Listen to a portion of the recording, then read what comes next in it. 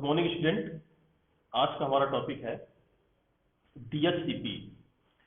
तो network administration के अंदर हम चेक करते हैं कि हमारा जो डीएचसीपी है इसकी अवेलेबिलिटी को इंश्योर करते हैं। तो उससे पहले हम समझ लें कि आखिरकार आपका जो है डीएचसीपी है क्या। ठीक है, तो इसका इंट्रोडक्शन देखते हैं कि डीएचसीपी होता क्या है बेसिकली। ठीक है, तो आइए। तो जैसे कि हमने देखा कि अगर इसके इंट्रोडक्शन पे देखें तो ये बेसिकली होता है डायनेमिक होस्ट कॉन्फ़िगरेशन प्रोटोकॉल। ये डायनेमिक होस्ट कॉन्फ़िगरेशन प्रोटोकॉल है, एक नेटवर्क प्रोटोकॉल है। ठीक है, तो it is a client server protocol, यानी ये एक क्लाइंट सर्वर प्रोटोकॉल है that automatically assign internet protocol. ठीक है, जो आईपी एड्रेस को इसमें जो है ना आपका जो है आईपी एड्रेस ऑटोमेटिकली असाइन होता है टू ए डिवाइस, किसी भी डिवाइस के लिए, as well as other related configuration, जैसे एडीएसएल है, राउटर वगैरह है। इस पे भी डीएचसीपी अगर आप इंस्टॉल कर देते हैं तो डीएचसीपी सर्वर की तरह वर्क करना चालू कर देता है। जनरली आपके ऑफिस में या आपके होम्स में जो एडीएसएल राउटर है वो मिल जाता है। तो it is a dynamic host configuration protocol. It is a client server protocol. It is also network protocol that automatically assign an internet protocol address to a device. जो IP address आपका configure कराता है या assign करता है किसको, device को, जिससे आपका नेटवर्क काम करने लगता है। तो as well as other related configuration. बात करते हैं कि व्हाट इज डीएचसीपी। तो देखिए, जैसे मैंने बताया कि डायनेमिक होस्ट कॉन्फ़िगरेशन प्रोटोकॉल है, एक नेटवर्क प्रोटोकॉल है। तो every computer on network must have an IP address to communicate with other device. देखिए, बहुत सारे सिस्टम्स हैं जो आपस में एक नेटवर्क से कम्युनिकेट करना चाहते हैं। तो अब उनको अगर हम कम्युनिकेट कराना चाहते हैं तो किसी न किसी हब या किसी न किसी राउटर के थ्रू हम कम्युनिकेट कराना चाहें तो कैसे कराएंगे। सपोज करिए, मान लीजिए मैं आपको एक छोटा सा एग्जाम्पल यहाँ पे देता हूँ। इन केस आपके पास 5 सिस्टम्स हैं। ये देखिए, ये 5 सिस्टम्स हैं आपके पास। ठीक है, यानी कि आपके पास एक सिस्टम ये है। ओके, एक सिस्टम ये बना हुआ है, एक सिस्टम आपका ये है, और एक सिस्टम आपका ये है, एक सिस्टम आपका ये है, और ये एक आपका डिवाइस है, या फिर ये एक स्विच लगा हुआ है। तो आप ये सारे आपस में कम्युनिकेट करना चाहते हैं। तो इसके लिए सबसे पहले हमें क्या करना पड़ेगा कि आपको आईपी एड्रेस असाइन करना होगा प्रत्येक सिस्टम पे जाकर, या तो इसको आप मैनुअली कर लें। अगर आप इसको मैनुअली करते हैं, देखिए मोस्टली क्या सबके पास जाके आप आईपी एड्रेस को मैनुअली कॉन्फ़िगर करते हैं तो इजीली आप ये कम्युनिकेशन कर सकते हैं। ठीक है, आपस में ये कम्युनिकेशन कर सकते हैं। पर ये छोटे नेटवर्क के लिए तो सुटेबल है। पर अगर यही नेटवर्क 4 सिस्टम के बजाय 400 सिस्टम का होगा तो फिर आप मैनुअली अगर करते हैं, आईपी एड्रेस तो आप प्रत्येक सिस्टम में जाके कॉन्फ़िगर कर लें, पर कम्युनिकेट टाइम पे या जब नंबर ऑफ डिवाइसेस आपकी इंक्रीज होती चली जाएंगी तो पहली बात तो कॉस्टली पड़ेगा। दूसरी बात ये कि आपसे गलती होने के चांसेस उसमें बने रहते हैं। तो इसके लिए हमें एक डीएचसीपी यानी कि डायनेमिक होस्ट कॉन्फ़िगरेशन प्रोटोकॉल, ये जो सर्वर है, एज ए सर्वर यहाँ पर वर्क करते हैं। इसमें क्या होता है कि ये ऑटोमेटिकली जो है, जो भी, जैसे मान लीजिए सपोज करिए ये आपका सिस्टम है, ये सिस्टम इस सिस्टम से कम्युनिकेट करना चाहता है। तो जब कम्युनिकेट करना चाहता है तो इसका आईपी एड्रेस इसको प्रोवाइड कर देगा, ऑटोमेटिकली असाइन कर देगा, और इसका आईपी एड्रेस ही इसको असाइन कर देगा। तो इनके आपस में कम्युनिकेशन होगा, तो विद इन सेकेंड करेगा, जिससे आपको नेटवर्क में कोई ट्रैफिक क्रिएट नहीं होगा। और ये आसानी से डायनेमिक होस्ट है, मतलब कि आपके होस्ट नेटवर्क पे ये आईपी एड्रेस को ऑटोमेटिकली असाइन कर देता है। तो आप लोगों को समझ में आया होगा एक्चुअली में डीएचसीपी है क्या। तो जैसे मैंने बात की कि an IP address is an identifier, basically identifier for a computer और डिवाइस ऑन ए नेटवर्क। तो प्रत्येक कंप्यूटर पर नेटवर्क को must have an IP address to communicate with other device. तो प्रत्येक नेटवर्क पे आईपी एड्रेस का असाइन होना जरूरी होता है, जिससे आपस में डिवाइसेस को हम कम्युनिकेट करा सकें। क्योंकि आईपी एड्रेस बेसिकली क्या आइडेंटिफायर होता है किसी भी कंप्यूटर, किसी भी डिवाइसेस की। तो there are two ways and IP addresses is assigned. तो 2 तरह का आईपी एड्रेस है टू ए कंप्यूटर। एक स्टैटिक आईपी एड्रेस होगा, दूसरा डायनेमिक आईपी एड्रेस होगा। जो स्टैटिक आईपी एड्रेस है, it is a where user assign and IP address manually, जिसको यूजर असाइन करता है वो कंप्यूटर्स के लिए। मेरे सिस्टम में कोई IP address static IP address है, मैं दिखाता हूँ आपको स्टैटिक आईपी एड्रेस में कैसे हम कहते हैं कि पूरा स्टैटिक है। ओके, तो जैसे यहीं पर हम देखते हैं नेटवर्क में जाकर इस आईपी एड्रेस को, ठीक। अब नॉर्मली हम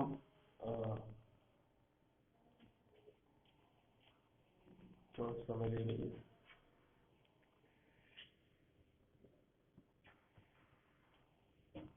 जैसे मैंने आपको विंडोज सर्वर में ईथरनेट एक ऑप्शन था वहाँ पे, जिसमें हम आईपी एड्रेस को असाइन करते हैं, वो वाला मैंने आपको पेज दिखाया होगा, एक फॉर्म खुल के आता है, बिल्कुल सेम उसी तरह का फॉर्म खुल के आता है। वही है पूरा स्टैटिक आईपी एड्रेस का कॉन्फ़िगरेशन आपका, जिसके अंदर बहुत सारा आपने जो एक आईपी एड्रेस असाइन किया इसमें डीसी का। और जब कभी भी आप डोमेन यूजर बनाने के बाद कॉन्फ़िगर करना चाहते हैं, जैसे सीडीसी वगैरह है, एडीसी वगैरह है, इसको बनाने के लिए तो हमें दो वर्चुअल मशीन के बीच में कंपेरिजन कराना होता है, तो वहाँ पे आईपी एड्रेस हमारा मोस्टली काम करता है। ठीक है, तो चलिए वो चीज़ें मैं आपको नेक्स्ट टाइम में दिखा दूंगा, थोड़ा समय लेगा। अब जैसे कि this process is an error prone, right? It requires the manually intervention every time device join to the network. Dynamic IP assign and resolve the issue. तो जब भी हम डायनेमिक आईपी एड्रेस को आप असाइनमेंट को करते हैं तो इस तरह के इश्यूज देखिए आते रहते हैं। जैसे कि मैंने बात की कि स्टैटिक आईपी जो होता है, user assign an IP address manually to a computer, तो this process is error prone, कुछ न कुछ एरर आ सकती है, तो it requires manually intervention every time by device. तो बार बार हम उस डिवाइस में जाके प्रत्येक समय पे जाके नेटवर्क को ज्वाइन करें या एडजस्ट करें, तो उससे क्या बहुत समय जाता है। तो जब इस पूरे इश्यूज को डायनेमिक आईपी असाइनमेंट के थ्रू रिजॉल्व किया जा सकता है। ये एक इशू है कि बार बार हम किसी सिस्टम में जाके कितनी बार आईपी एड्रेस को असाइन करेंगे, गड़बड़ करेंगे, तो कोई ना कोई इशू जो रहता है उस इश्यूज की वजह से ये प्रॉब्लम यहाँ पर आ जाती है। तो इसको दूर करने के लिए यही डीएचसीपी जो डायनेमिक होस्ट है ना, इसको बार बार जब मर्जी हम उसको असाइन करें, जब मर्जी ऑटोमेटिकली वहां से डिस्कनेक्ट हो जाए, हट जाए। तो ऐसा होता है जब भी कम्युनिकेट करना हो बिटवीन टू डिवाइसेस। तो डायनेमिक आईपी की जो है the computer receive an IP address from the DHCP server. देखिए इसमें क्या होता है कि डायनेमिक आईपी जो हम असाइन होता है किसी भी कंप्यूटर में, तो कंप्यूटर क्या करता है उस टाइम पे आईपी एड्रेस को डीएचसीपी सर्वर से रिसीव करता है। और DHCP server also assign a device. तो डीएचसीपी सर्वर क्या आपका असाइन होता है डिवाइस पे एज ए सबनेट मास्क या default gateway, and the domain name system server in addition, तो जिसमें डीएनएस भी होता है और आपका डिफॉल्ट गेटवे भी होता है। तो जब कभी भी डायनेमिक आईपी हमें किसी भी सिस्टम में कॉन्फ़िगर करना है तो डीएचसीपी से वहां से फाइंड आउट करके उसको कॉन्फ़िगर, यानी कंप्यूटर आपका जो भी आईपी एड्रेस रिसीव करता है वो डीएचसीपी से सर्वर से ही रिसीव करता है जब हम डायनेमिक आईपी की बात करते हैं। इसके बाद बात आती है कि हाउ डज डीएचसीपी वर्क, ये वर्क कैसे करेगा। तो देखिए DHCP it is a client server protocol, जैसे कि मैंने आपको बताया नेटवर्क प्रोटोकॉल है, एक क्लाइंट सर्वर प्रोटोकॉल है। आइए क्लाइंट सर्वर, मान लीजिए डीएचसीपी से आपको कोई आईपी एड्रेस को असाइन करना है, तो मोस्टली आप किसी सर्वर से कम्युनिकेट करना चाहते हैं, किसी नेटवर्क होस्ट से आप बात करना चाहते हैं, तो उस डिवाइस का जो आईपी एड्रेस होगा वो आप नेटवर्क होस्ट कहाँ से, नेटवर्क होस्ट को कैसे रिसीव होगा, डीएचसीपी सर्वर से रिसीव होगा, कम्युनिकेशन होने लगेगा। तो in network each device will have to DHCP client install, प्रत्येक डिवाइस में डीएचसीपी क्लाइंट इंस्टॉल होना चाहिए, नहीं तो फिर वो आइडेंटिफिकेशन ही नहीं हो पाएगा, क्योंकि आप सर्वर से जुड़ोगे। एडिशनली क्या होता है कि there is a DHCP server which is responsible for the automatic assignment of the address as requested by the DHCP client. जब कभी भी डीएचसीपी क्लाइंट के द्वारा कोई भी रिक्वेस्ट आती है एड्रेस की, इट इज असाइनमेंट, तो आपका जो डीएचसीपी सर्वर इसकी रिस्पॉन्सिबिलिटी है ऑटोमेटिक असाइनमेंट, यानी तुरंत उसको असाइनमेंट करना पड़ेगा जहां का उसने एड्रेस दे रखा है कम्युनिकेट का, क्योंकि डीएचसीपी क्लाइंट का तो आईपी एड्रेस होगा ही, वो तो असाइन हो जाएगा डीएचसीपी सर्वर पे, क्योंकि उसका आप क्लाइंट यहाँ पे इंस्टॉल्ड किया अपने पीसी पे।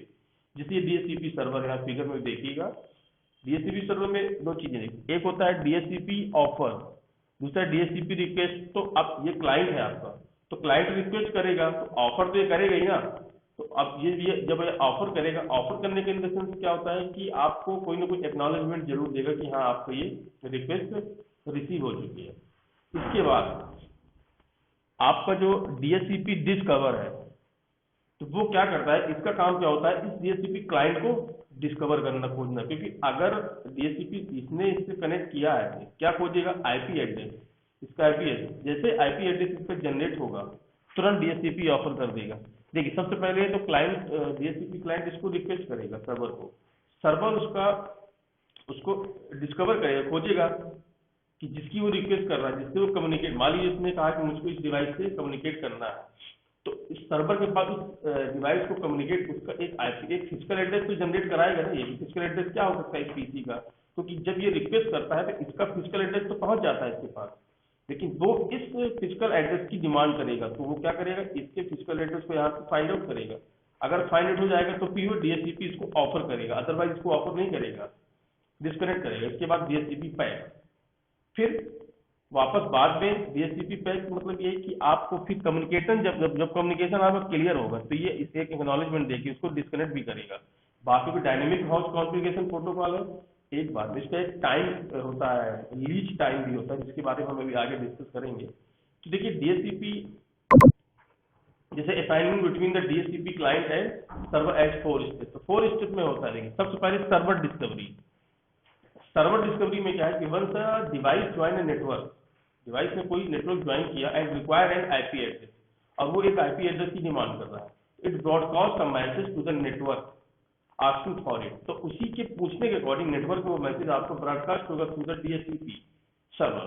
The DHCP server will process this request and all other devices in the network we ignore this message.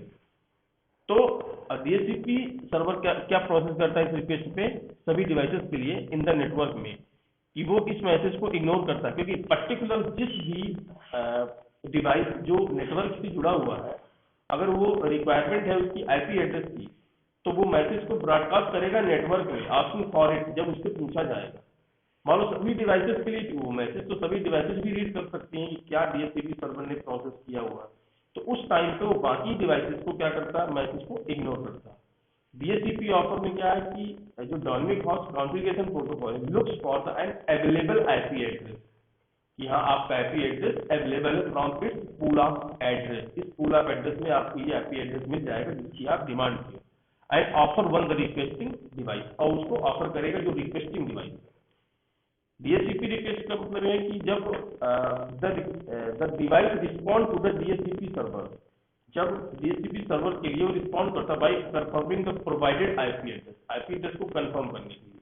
और एक्नॉलेजमेंट में, जैसे मैंने डीएचसीपी पैच की बात की, the DHCP server provide the IP address, subnet mask and default gateway and DNS server detail to the device.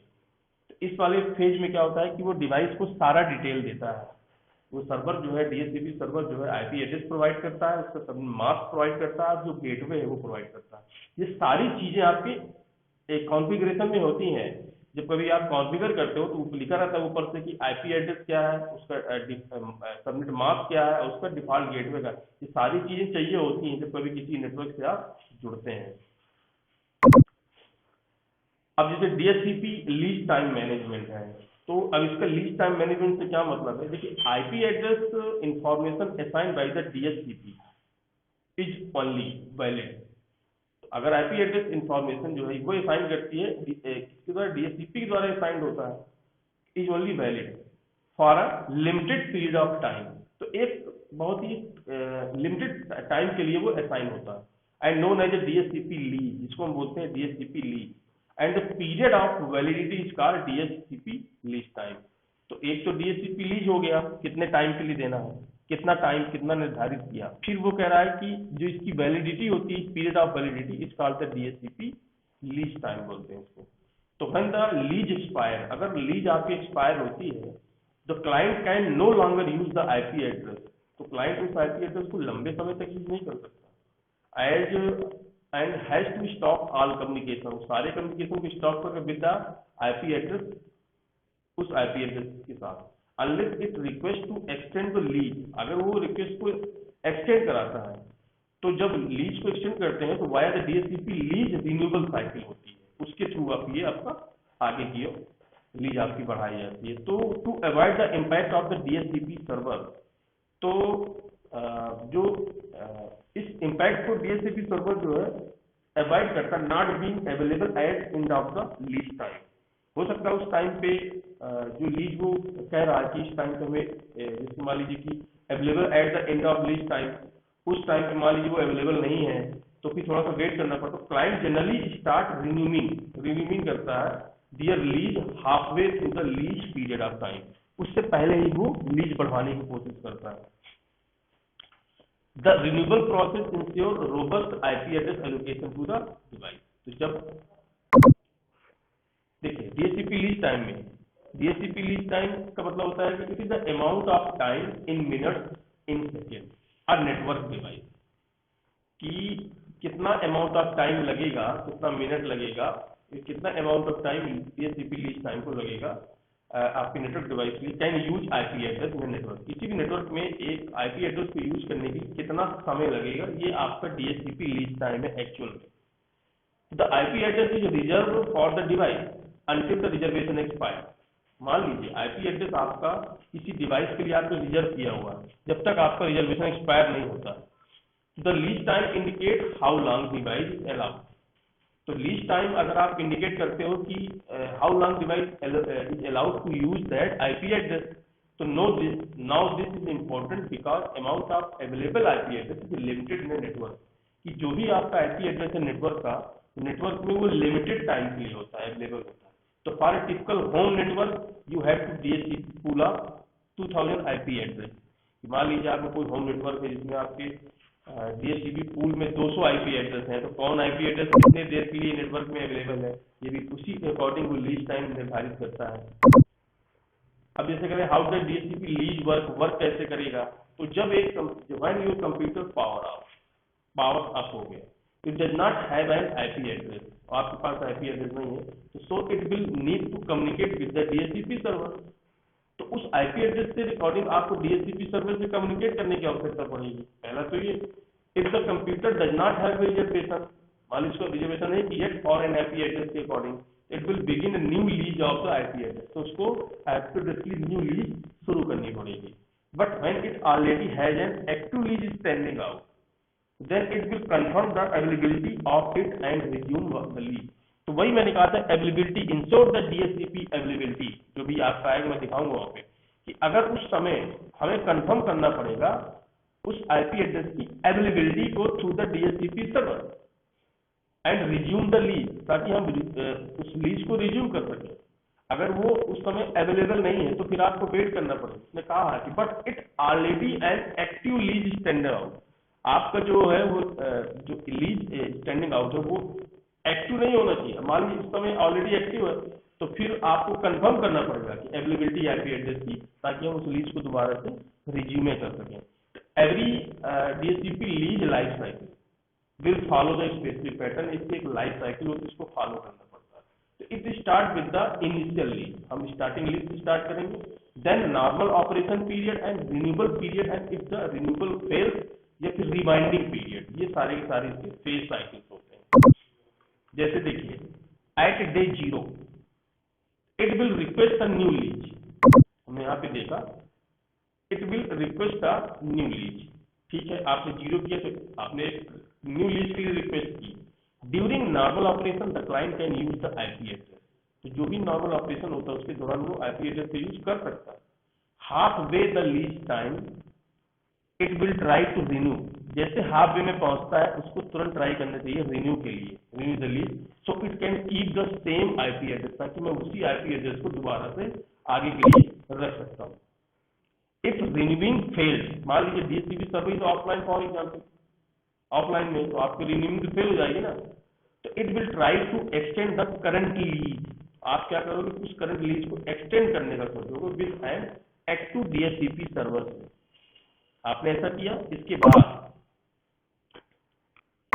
देखते जैसे मैंने इसमें देखा कि मान लीजिए आपका रिन्यूएबल T1 है लीज टाइम 4 डेज के लिए, और रिवाइंडिंग आपने जो रिवाइंडिंग टाइम है वो आपको 87.5% की of the lease time 7 days के लिए, तो आपका कितना रिवाइंडिंग पीरियड हुआ भाई, 0 से 4 में तो लीज डे आपका बना हुआ है, तो नॉर्मल ऑपरेशन हुआ। अब 4 से 7 आपका रिन्यूएबल पीरियड हो गया, तो जो रिमाइंडिंग पीरियड मान लो आपको और बढ़ाना है तो 7 से 8 रिमाइंडिंग पीरियड कहलाएगा, जैसे कि मैंने फिगर में दिखा रखा है। अब you have set the lease time to 8 days, आपने पहले से लीज टाइम 8 डेज के लिए सेट कर रखा है, तो pretty long but common in an enterprise network for wired device. After 4 days the network device will try to renew the lease, 4 दिन के बाद वो लीज को रिन्यू करना चाहता है, तो on the 5th day it is able to contact the DHCP server, तो 5वें दिन उसको डीएचसीपी सर्वर से कॉन्टेक्ट करना पड़ेगा and renew the current lease, जैसे कि ये फिगर में देखिए 4थे दिन के बाद। At that point DHCP lease life cycle will start over, तुरंत वहां से DHCP lease life cycle start होगी। So the timer T1 and T2, दो टाइमर है, पहले तो आपने स्टार्ट किया 0 से, फिर आपने स्टार्ट किया 5 से, विल रीसेट, इसको रीसेट करना पड़ेगा and lease is valid for another 8 days, और ताकि जिससे आपके दूसरे 8 डेज के लिए आपकी लीज वैलिड हो, जैसे कि ये 4 डेज की 7 डेज। फिर नॉर्मल ऑपरेशन तो आपने 4 दिन तक किया, फिर आपने 5वें दिन रिन्यूएबल के लिए ट्राई किया, तो फिर से लाइफ साइकिल स्टार्ट हो गई 7 दिन के लिए, तो 8वें दिन के लिए रिमाइंडिंग पीरियड फिर से क्लियर करना पड़ेगा। तो देखिए इस फिगर में 4 डे में आपका नॉर्मल ऑपरेशन होता है, 4वें दिन के बाद 5वें दिन में आप डीएचसीपी सर्वर से कांटेक्ट करते हैं ताकि मैं लीज को आगे बढ़ा सकूं, तो आप 7 डेज तक तो चलेगा रिन्यूएबल पीरियड आपको मिलता है, इसके बाद वो फिक्स हो जाएगा 1 डे के लिए। इसी तरह 50% of lease time 4 days and 87.5 अब लीज टाइम 7 डेज, तो लीज डे में, तो ये आपका टाइम लाइन 0 से 4, 4 से 8, 8 से 9 है, इसी तरह आगे बढ़ता रहता है। अब इसके बेनिफिट क्या है, देखिए DHCP server several benefits over the static IP configuration, जैसे reliable IP address management, DHCP minimize configuration, ठीक है, error caused by manual IP address configuration, अगर आप मैनुअल आईपी एड्रेस कॉन्फ़िगरेशन करते हैं तो इसमें एरर आती है, जैसे मैंने बताया चाहे टाइपोग्राफिकल एरर्स है या फिर चलो एड्रेस कॉन्फ्लिक्ट कर गया by the assignment of the IP address more than 1 computer at the same time. फिर दूसरा इसमें एक ये है कि जब ये चीजें आती हैं तो उस समय डीएचसीपी वर्क होता है, मिनिमाइज द कॉन्फ़िगरेशन एरर, इस कॉन्फ़िगरेशन एरर को कम कर देता है डीएचसीपी बेसिकली। तो रिड्यूस द मैनुअल इंटरवेंशन, एक ऑप्शन ये होता है, देखिए रिड्यूस द मैनुअल इंटरवेंशन का मतलब क्या है कि DHCP let network administrator centralize and automate the IP address configuration process. So DHCP led in efficient management of the IP address. For example, if a device leaves the network to move the different location, so the assigned IP address is removed and assigned to the another device. कि suppose करो कोई device है, उसने lease किया network को और move कर गया डिफरेंट लोकेशन में, तो जो असाइंड आईपी एड्रेस है वो क्या करेगा, रिमूव हो जाएगा एंड उसको दूसरी लोकेशन में क्या ऑटोमेटिकली असाइन कर दिया जाएगा। जैसे कि आप है, अभी आप इस जगह पे बैठे थे और अचानक से इस जगह से आप दूसरी जगह में चले गए, इनके अभी आप इस जगह थे, इस जगह से आप जो है इस जगह में चले गए, तो ये आईपी एड्रेस तो असाइन है नेटवर्क में, तो क्या होगा कि इस लोकेशन पे वो आईपी एड्रेस क्या हो जाएगा, रिमूव हो जाएगा और दूसरे लोकेशन में क्या हो जाएगा, असाइन हो जाएगा बाया डीएचसीपी सर्वर। ये एक बहुत बड़ा फायदा होता है, तभी उसने बात बोली कि रिड्यूस मैनुअल इंटरवेंशन को वो रिड्यूस करता है, मैनुअली वर्क जो है वो बहुत ज्यादा इससे कम हो जाता है। ठीक है, तो ये था आपका आईपी एड्रेस मैंने अभी बताया। अब मैं नेक्स्ट लेक्चर में इसकी अवेलेबिलिटी आपको विंडोज सर्वर 2012 में बताऊंगा।